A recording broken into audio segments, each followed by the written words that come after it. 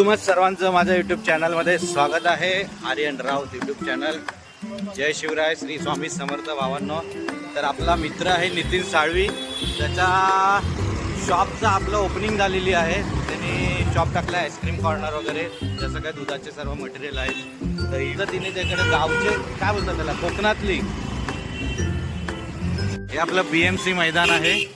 त्याच्याच पुढे आपलं एक गॅरेज आहे आणि त्याच्या पुढे जिजामाता स्कूल आहे राईट साईडला, आणि तिथेच आपलं हे शॉप आहे, वैशिष्ट्य शॉपिंग.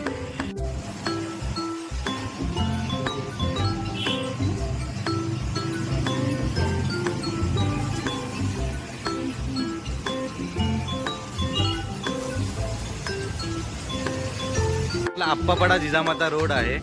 राईट साईडला गेल्यावर जिजामाता आपलं स्कूल आहे, तिकडेच आपलं हे शॉप आहे, वासिष्ठी शॉप. अस्सल कोकणी मेजवान हे आपले दुकानाचे मालक आहेत, नितीन साळवी. त्यांच्या मिसेस आहेत. तुमचं नाव काय वहिनी? प्रणिता साळवी. तर तुम्हाला प्रोडक्टचं मी इंट्रोडक्शन करून देतो. वासिष्ठी शॉपिंग म्हणजे काय, ॲक्च्युअल काय आहे, कसलं प्रोडक्ट आहे, सर्व तुम्हाला मी माहिती करून देतो.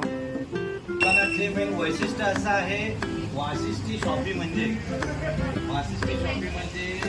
चिपळूणमध्ये आपली जी नदी आहे वासिष्ठी म्हणून, तिकडे आपली फॅक्टरी आहे खास. ती कोकणातून आपले सगळे जेवढे पण प्रोडक्ट येतात हे तुम्हाला दिसेल बघा याच्यामध्ये, कणाकणात कोकण.